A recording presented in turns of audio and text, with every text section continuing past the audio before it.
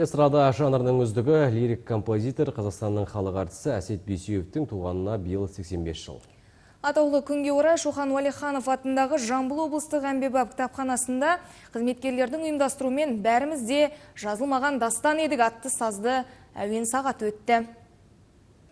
Әсет Бейсеуов өмірін өлең жырмен, ән күймен өрнектеген тұлға. Ол 500 әннің авторы. Оның туындылары тек қазақ тілінде ғана орындалып жүрген жоқ. Шетелдік әншілер де өз тілінде аударып шырқауда.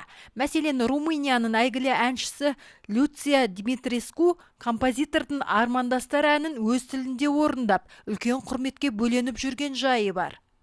Бұл шара Ақмаңдайлым ай мекендеп, әрбір қазақ бөбегі, әрбір қарттарымыз бәрі осы Әсет ағамыздың әндерін бәрі бірдей білет десек шатаспаймыз.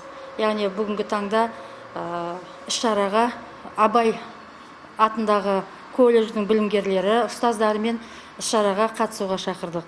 Яғни іс-шараның басты мақсаты өнер адамның, өнер композитор Әсет ағамыздың 500 әнін насихаттау мақсатында.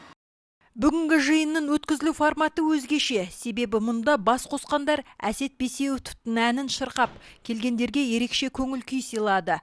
Көрерменнің де көңілінен шықты.